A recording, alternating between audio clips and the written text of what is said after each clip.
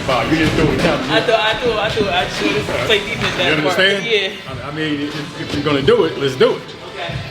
So, what shot are you countering? Because you can catch the jab like this. Imagine that she threw a 3-punch combination, and then she went to the body to jab, and I wanted to go from there.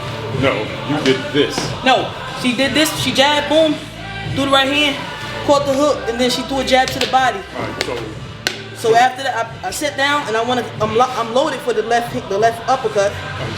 So you're gonna sit on this right here. You're not gonna pick your arm up. You pick your arm up. That's your body shot. I parried it with this one. This hand. Look at your right hand. I'm not talking about your left hand. Left hand is fine. When you catch that shot, you pick your arm up. I'm just gonna go underneath it, right? Drop into it. Load this hook. Come back with it. Don't do this and then punch up here. Go down to this hand.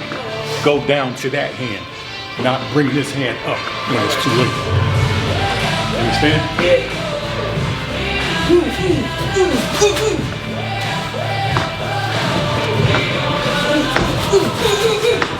Good.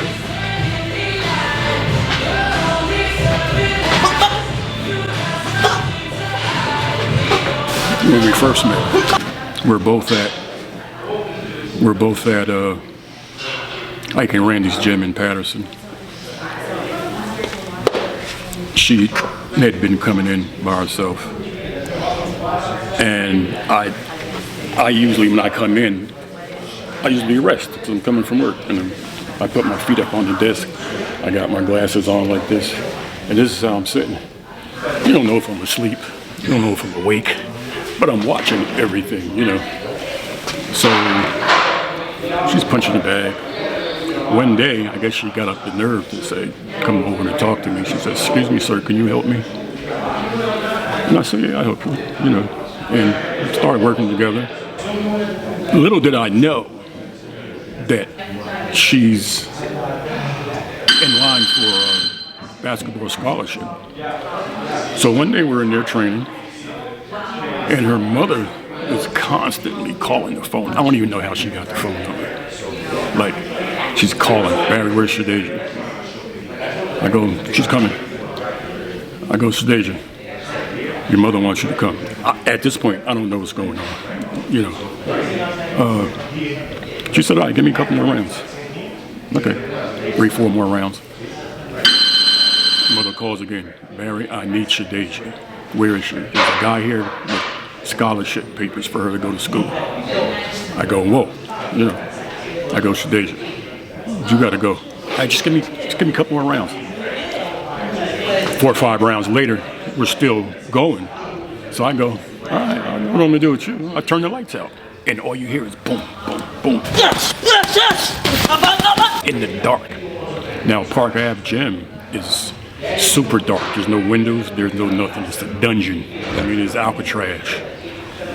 So, boom, boom. I turn the lights back on. I go, yo, you have to leave. I go, I don't have scholarship papers for you. I'll tell you what, you go to school, you get your degree, and when you come back, we'll pick up where we left off. She said, you sure? I go, I promise. And that's what happened. That's what happened. And she went to school. She got her degree, full ride. Went to school, and she came back and she came back to the gym. Did you feel confident that day that she would be back? I did, because on her breaks, she would come to the gym. Yeah. So I go, okay, she ain't going nowhere. You know, when she finished, when it's all over, she's going to be back here. You know, she would come probably sneaking up from her mother, you know, because her mother's thing was, I want you to go to school. Go to school, and then you can do anything you want. Give me what I want. I want you to go to school. And that's what she did.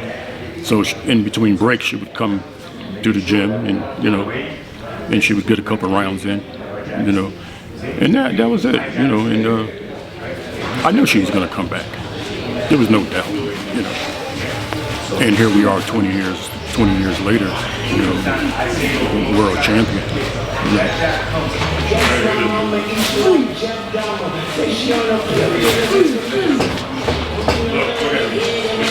the uppercut. When you throw the uppercut, you're turning your head. You're not moving off the line. This is the punch coming. This is you. You're still here.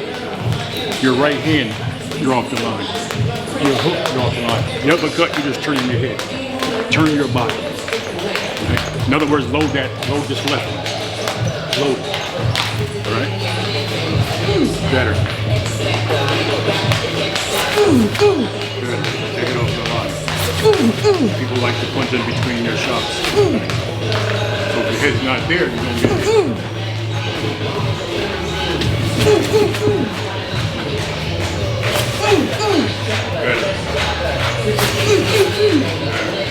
You do it, it becomes a habit.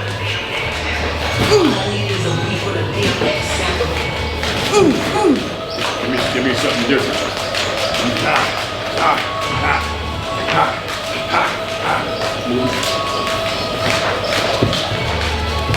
We finished episode 2 maybe 13 months ago. Nice. About a week after we put the episode out, or a week before we put the episode out, the fight with Franchon gets announced. Okay. Can you walk me through what happened from that point on up to fighting? So I was, training, of course, getting prepared, getting ready. And I ended up switching gyms, or having to switch gyms, and going through a bunch of stuff with my personal team. And the night of the fight, I mean, I can't really even remember the first 5 rounds. I just wasn't in it. And except for my first loss, man, my first crucial heartbreak. You know how they say you in a relationship, you get your first heartbreak? That was my first professional heartbreak. And my last.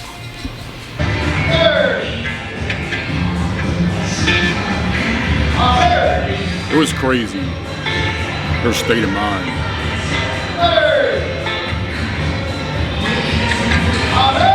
Leading up to the Franchon fight, she had at least 7 panic attacks. 7 panic attacks. I don't think it was the fight that was bothering her. She wasn't worried about Franchon. It was everything else around her. People that she trusted left her, did her wrong, robbed her, whatever, took money they wasn't supposed to have. It was things. And it was her first time in that kind of a situation. And it really bothered her. It was really hard. And it was hard. I don't even want to, it was hard for everybody. It's crazy. I mean, during that camp, you would think that everything would be, smooth as a team, as a unit. This is our moment together. You're fighters, get ready. For a coach, my fighter is about to fight for a world title. For my personal team, my teammate is getting ready to fight for a world title. So there was just some tug of war of control and different things happening behind my back that I wasn't aware of, and which caused some changes in my personal team, and I had to depart ways from the gym. So my comfort was compromised, which what I'm learning now, sometimes that's the best. You're comfortable, you're not working hard, okay? So, but I'm saying as an environment, my comfortability was compromised and forced me to have to go and train somewhere else and make some pivotal changes to my team, and I kind of took that into the rest of the camp. So that's it, What happened on the night, right? We can talk about camp, we could talk about everything leading up to camp. Yeah. There's only one fight night. Right. What happened for you on fight night, and what was your experience of that 10 rounds? I couldn't wait till it was over. Fight week, I was fine. Before the fight, the level of anxiety that I experienced, the moment, what if? I kept telling myself, I couldn't wait till it's over. That's the best way I could put it. From the moment I left my hotel room to get to the fight, you could see this look on my face of it was the opposite of embracing the moment. I looked exhausted, I looked tired from experiencing so much anxiety about the moment, about the what if. When that happens, the what if becomes it. Right, you built it almost into something that it wasn't. Into something that it wasn't, and then I built it into it being it. And what's funny is after the fight, that's the clearest, the relaxed I felt after the fight, after the loss. Wasn't no tears till the next day. After the loss, I was like, okay, let's go get some pizza. The next day, the next morning, I remember just being in unbearable tears in my wife's arms, realizing it had hit me. I woke up and I realized what I just passed up, what I gave up. I beat Is that myself. how you felt about it after that you passed it up? Absolutely. I felt like that fight was easy. I made it. I beat myself because I didn't fight, you know. I let the moment be bigger than me. I let the moment pass me by. I should have been living in it. I should have been, you know, like I was for my world title fight, this fight. What were some of the emotions and feelings and things that you had to recover from once that was over? I had to do therapy. I had to be gentle with myself. I had to forgive myself. I had to learn that, you know, some of the blessings that I have now, I earned them. It's a big thing called imposter syndrome, where you don't feel like you deserve it, or am I supposed to be a world champion? Like, am I just here to say that I got here? Why is all these things happening to me now with, you know, all of us working this hard to get to that level? Why now? And I worked through it with the help of my my mental coach and with the help of my therapist. And I'm in much, like I can deal with things much better now. My mental cannot be rattled at all. And this force is tested every day. I mean, I know you got a little bit of piece of it today. Barry is one hell of a guy to train with and for. He screams perfection. You can be dead tired. He still went 150% because it's something necessary to do to bring the best out of you. So I'm grateful. At what point after that fight did you, should I say, go back to normal? Or did you start to feel like yourself in and out of the gym? Oh no, it took a while. Yeah. It took a while. It took I want to say like month and a half, 2-3 months. I didn't go on vacation like I normally did. And I did a lot of grieving at home, which I was doing before I fought. In camp, I was doing a lot of grieving and a lot of questioning and not understanding certain things. What was the grief? The loss of a relationship with one particular person. The loss and the betrayal of what I felt that particular person let happen. Because it ain't even about everybody else. It was that one particular person. You know, so he played a major part in my career and in my life. He wasn't just, you know, a part of the team. He was my guy. So, yeah, that's that. And understanding what took place and why and what. And it's like now I completely understand. Like, it got to a point where I started, like, it was forgiveness. I understood. I understood your choice. I understand why you made that choice. You gotta choose your family. You gotta choose, you know, because I'm gonna choose mine every time. You know, you gotta take sides. I'm gonna choose my side every time. So I understand and I respect it. And I'm glad it happened because it was able, it made me, you know, come back home to where I know for a fact all this is built, you know, all this stuff, you know, Coach Wall, there's not a bunch of people coming in here to box, but he loves what we do and he loves us so much that he makes sure that we have everything we need, you know. He's my strength and conditioning coach. He's my mental coach. We talk, we keep in touch. When he don't travel with me, we talk every day while I'm away. Fight night, like he'll send me little quotes. You've seen him today, picking with me, motivating me, you know.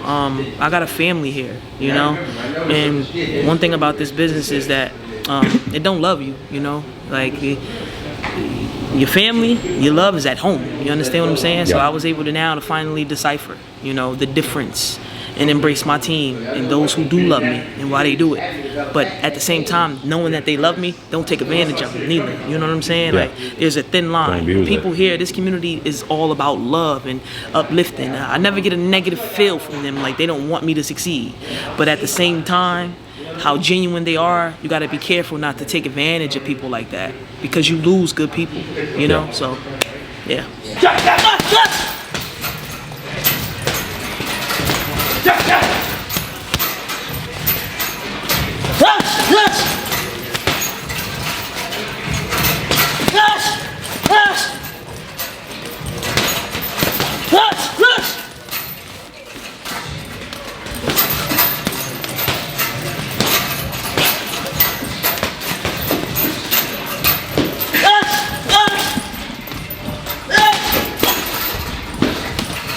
The last day of training that I saw you before the fight, you were at the gym in Booton. At what point did you make the transition here? After the fight, I took like 2-3 weeks off. Like they wanted me to take some time off, and then I went back to Booton. I trained with Terrific for like a week or two. We was sparring and stuff, and it just wasn't the same. You know, he had made a conscious decision to go back to East Hanover, which I understood because he had some, you know, training over there. So he would leave from Booton and then go to East Hanover. And at that time, I was very like, I was very sensitive. Like I was very like in this place where, what's the word I'm looking for? I needed more time. I needed like, I had to rebuild. So I was shell shocked and I needed to spend more time in the gym with the trainer. So I said to him, he texted me like, hey, you want to boot? And I'm like, nah, I don't really want you to have to do all that. Go ahead to East Hanover, I'm gonna come with Barry. So after some time, me and Barry, like, we just kept training and working on stuff and building back and building, because he had to be very cautious with the state that my mentor was in. So he wasn't really allowed to be himself, you know. And after a while, like, I kept doing my therapy and I got better and better, and he became himself again. To now today, you see, like, he picks and nags and picks and nags. I don't care what level you're on in this sport or any sport. There's always things to learn. You know, I attack her mental a lot, probably more than I should, because I want her to understand. I want her to. There's squares on the floor, and I tell her, this is your fight. This is the chessboard. You get on this side of the board, and whatever you're doing on this side, you need to understand what you did here to know why you did something, why you attacked that thing, or why you countered that thing, or what made you make that move. Right. And then get back on this side and go, what did I see over there that made this happen? You know, so I'm in her head a lot, so that she understands why she's doing things or why I want certain things done, and that can be challenging too, because I'm a whack job, you know. But that's my genius, you know. So, but every day is always something. Is always a new. She's learning something is new. It's a new experience for us, new colors. Every punch is a color, every combination is a color, you know. She's learning a lot of things, you know, and long as she can learn and her body is holding up, I think she's going to be fine until it's not, you know. And I'll probably notice that before she will. I've been on Barry since I was 14, 15 years old. I'm 35 now, so that's 20 years, right? And you know, he's older, as you can see, but he keeps himself in good shape. And in the event that sometimes things would come up, he would leave the sport for a little bit, so he would send me over there with Terrific. So him and Terrific had a great relationship, you know. They work well with each other. And so he would send me over, and then, you know, he'll come back, you know, because his son was in and out of the sport too, Kendall Hall. And he would come back, but we always stayed in touch. You know, he never really left. He was always in like, around. So when I came back over here, we worked, and we got that call. And he's like, you know, let's just lock in, you know. And then we brought another old school OG of mine's back, youngster, the Pad Man. Like I said, we've all been together since I was 15, so it worked out pretty good. You gotta get inside. You gotta get inside to hit me. Look at this stiff jab. Get past that. Get past that. Get past that. Stay back. Stay back. Educated jab. Stay back. Stay back. Up and down. Up. I don't like it down there. Up. He don't like it down there. Watch this. Watch me set him up. He don't like it down there. He don't like it down there. Oh, shit. Oh, he out. He out. He hurt. Touch. So you got back in here, you're getting into a training rhythm again, you're working on your mental, and then the Spence fight gets announced. Yes.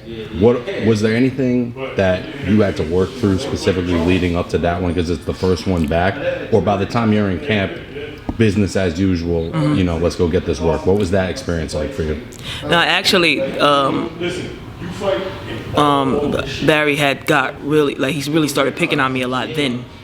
So I was watching myself, watching myself, seeing how I was handling it. I was ready. My mental was just like spot on, like.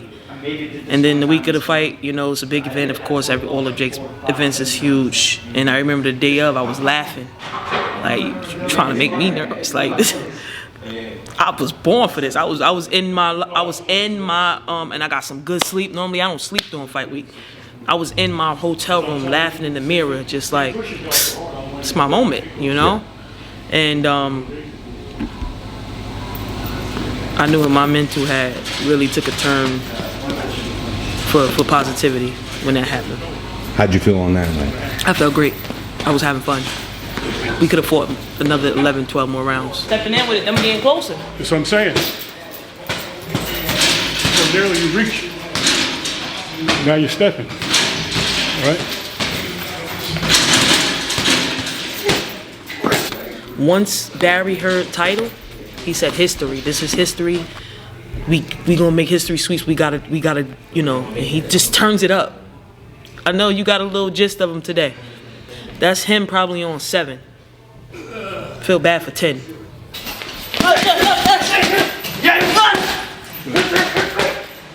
Yes. Okay, right there. Yes. Okay, right there. Yes. Okay. Yes. Good. Good. Yes. Right there, baby. Right there. Got it. Yes. Good. Give it to me again. That's your distance. That's your range. Give it to me again. Sorry. Yes. Good. Yes.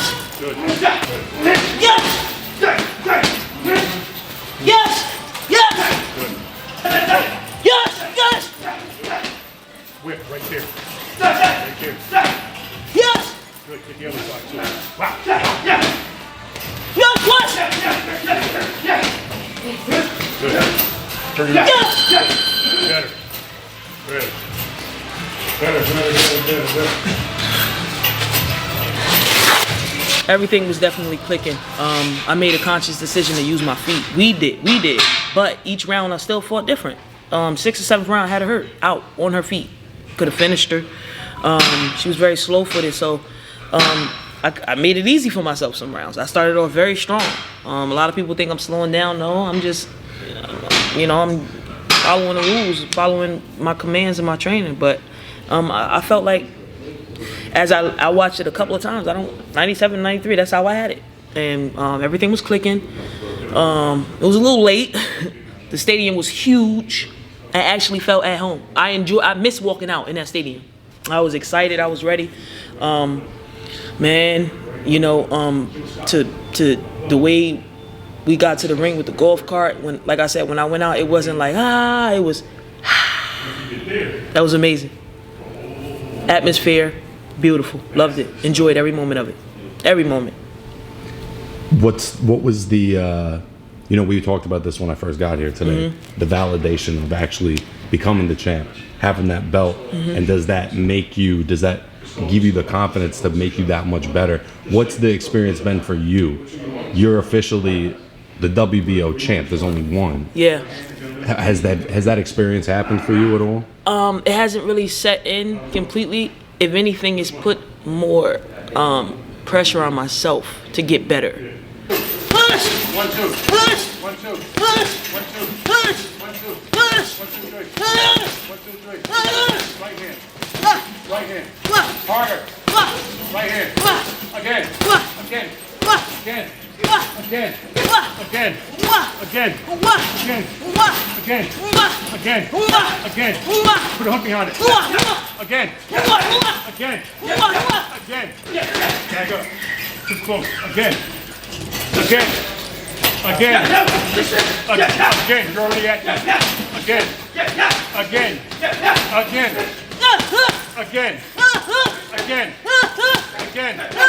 Double down. Again. Put a left hook. Put a left behind it. Left to the body. Go. Again.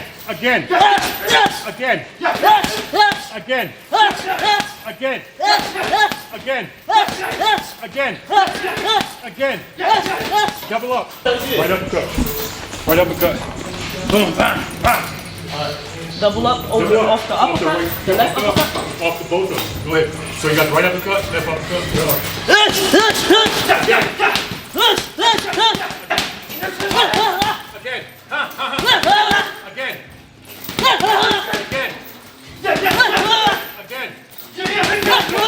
Again. Double back down.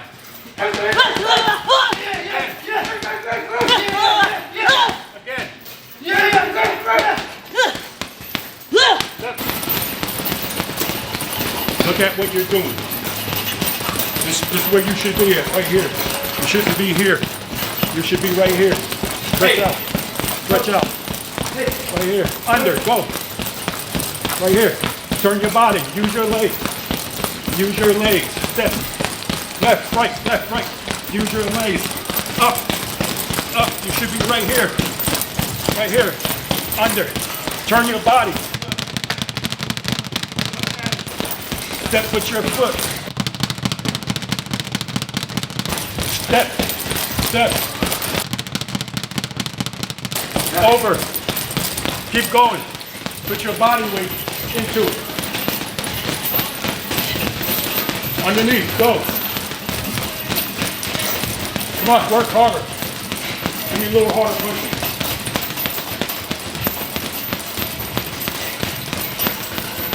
Step with it. Straight.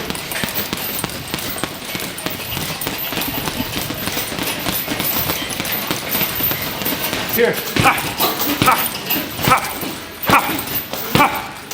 If you don't work on it, you will not get it. Like, I was extremely critical of this fight, and I had to keep watching it to see. And like I said, I want to set myself apart from everybody else. So what happens is, this is true. You become a world champion. You train 50% better than what you used to. You spar 50% better than what you used to. You become a better fighter, and I think that's what's happening to me now. Because I have other goals. I have Filling the champ's shoes. Yeah, I have other goals, and I want to grab those other belts. And I got to be my best self to do that. So, you're not looking at a WBO world champion who's slacking. I've been here since what? You've been here since 11. I've been here since 9. It's 2 o'clock. Putting in work. This is every day. And you're not even lined up for nothing. I'm not even lined up for nothing. I'm being tortured in this gym. This gym is torture. Okay? If you out there and you wondering how my training is, they don't do nothing but pick on me. Yeah, this is the fight life, man. That's what it is. Fight life. They don't do nothing but pick on me. Every day, all day, from all angles. From Austin Wall, my strength and conditioning, wrestling, mental, but he punches like a wrestler. To Barry Porter. Old guy that you think you can run your card into, not knowing you're gonna get knocked the hell out. Pattersonians make me feel like and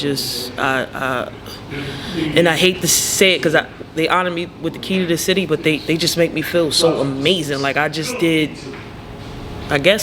won the world title. They make me feel like they respect and appreciate that I'm the champ, you know. Everybody's so proud. I mean, when you first walk in, you see the billboards on top of the thing, but I'm humble, you know. I'm silly old me. I ain't nobody, you know. I say that to my friends, and they be like, "Nah, you somebody. You changing the aspect of Patterson. You changing. You doing things that little girls are watching, hoping that one day they can do." And I'm like, "Damn, you never know the effect that you have on your community. So you gotta watch who's watching you." Well, most people who get to your position have the opposite problem, right? The head gets too big. Yeah. It all gets to them too fast. Okay. and it makes them worse. Know what I mean? There are fighters where you see they get that belt and they start to relax. And when I'm in here with you today, I can see you guys turned it up one more level. And that's why I feel confident. Yeah, I appreciate that. For you. Yeah, because I don't see anybody going, nah, she got it. Nah, no. They it's worse. You see, they pick on me, man, and they, you know, sometimes like I be trying to grab the bag by the wall where he can't see me, but he comes and he sit and he picks and my whole team, you know. You seen it today. Coach Wall was like last one and picking on me, and I like it, you know. They keeping me on my toes, but it's not much that they have to do because I'm on my toes. You know, I'm in here working. You ain't gotta call Sweets where you at. We here. I'm here. I'm here before you. I'm here before all y'all. I'm here. First one in, last one out. I think the best thing that I've ever had in my life was a mother like mine. She had a plan. She worked her plan. And don't get me wrong, I gave her hell. Like I would make my own plan, but she would just detonate all my, like, you know how somebody just come in like, yeah, nope. Yeah. We have a whole dinner planned out. They come in, yeah, I got pizza. Can you please tell me a little bit about what Shadasia was like as a kid? Oh my God. Okay. She was a good kid overall. Very athletic. You know, in the very beginning, I always told she was going to college, even before she knew what college was.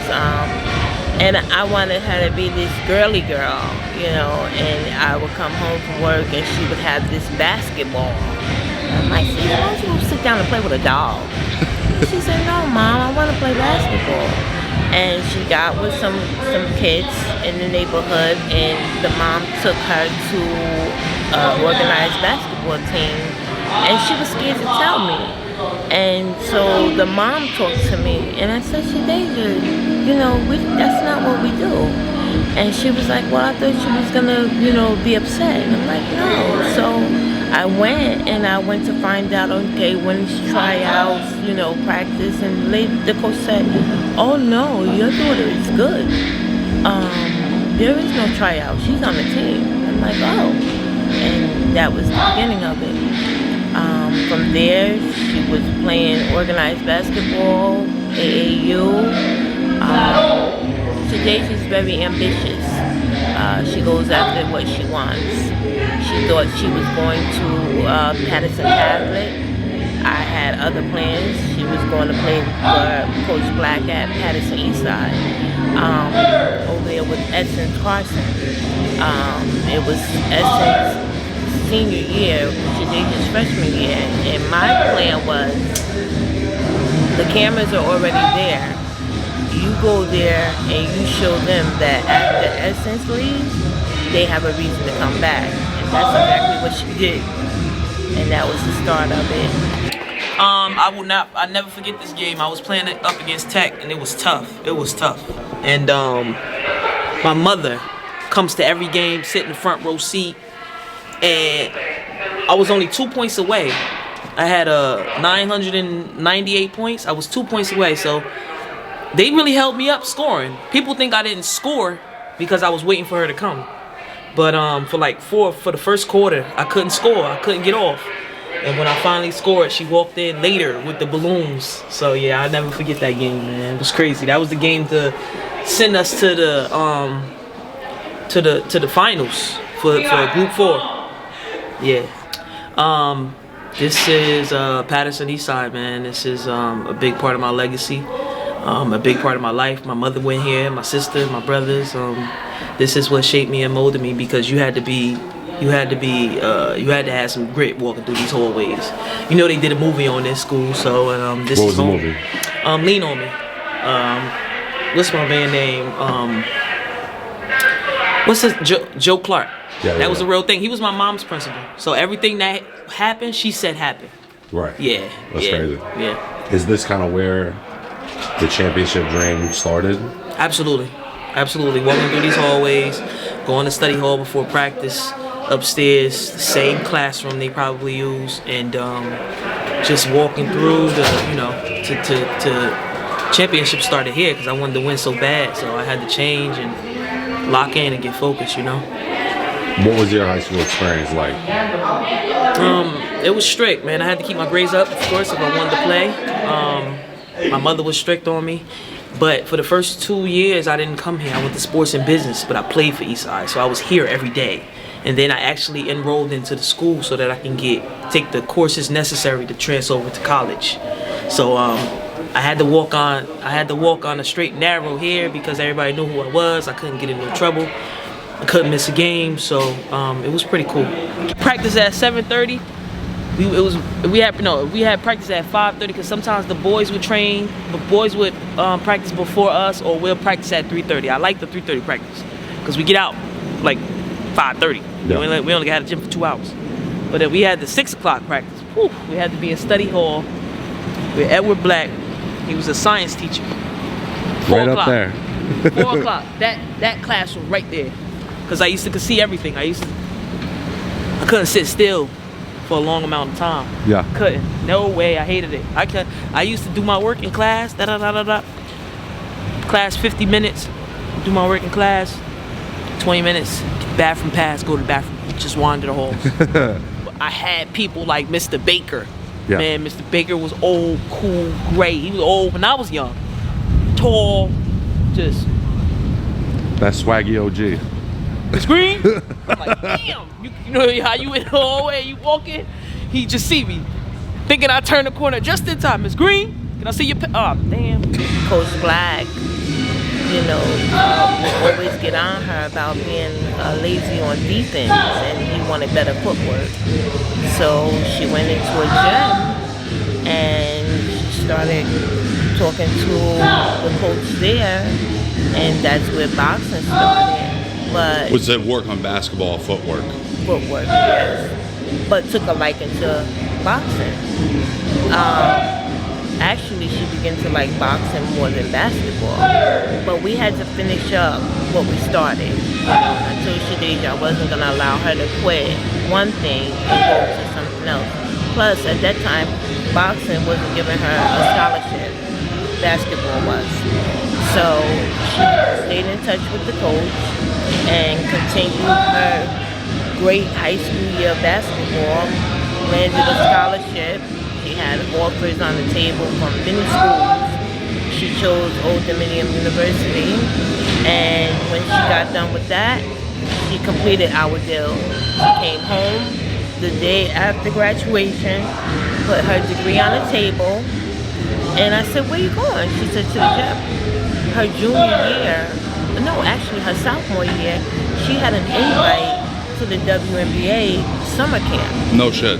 And Coach Wendy Lappy said that was an honor. They don't usually pull sophomores. She was not interested. And I wanted it more. I'm like, yeah, you are going. And I'm like, okay, you know, I don't want to push her too much because she's done everything I asked her to do. So at that point, I had to, you know, give and take and let her, you know, feel her way through and kind of make the ultimate decision. She was already getting her degree. You know, she was doing the things that I asked her to do. So I had to pull back a little bit. And she declined the offer of that summer going to work out with the WNBA, Liberty. And came home that summer and was in the gym. So again, when she graduated, she put that degree on the table and she was gone. How did you feel about boxing when it first came into the picture? I hated it. You hated I it? did. It's a brutal sport. I cringed when she would get hit or somebody would jab. You know, she doesn't get hit often, but still, like your daughter Unavoidable. playing yes, and playing boxing, I don't know, it was hard. But I know that that's her passion, and I've always been a mom that supports, you know, what she want to do. And I learned the sport and learned to like kind of like shut certain things out. And here we are. Oh, absolutely. Like, her belief is unmatched. Even with, you know, my possible next fight, she's like, look, you gotta do what you gotta do. Go over to camp, 100%. Like, she's totally in with this boxing thing. I can't believe it.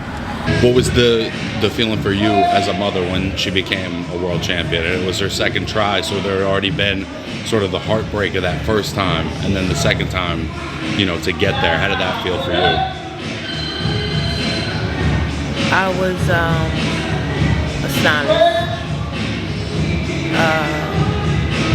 She fulfilled one of her goals, one of her dreams, you know, and she has about 3 more to go. Yeah. And I don't doubt that she won't fulfill those dreams and goals. I'm up for any challenge, man. I'm just happy that I got a team like MVP who is willing to present those things to me. So this is my life. I love it. I love what I do. It makes me nervous. It stresses me out. It makes me want to work hard. I'm in love with it. Like, how could you not love something that gives you so many emotions? You understand what I'm saying? Like my dog. I love my dog, but he also dog stresses stresses you me the fuck out. out. Yeah, like yeah, I love him though. So gotta walk him, gotta feed him. You know, I love this sport, man, and I want to give it my best years.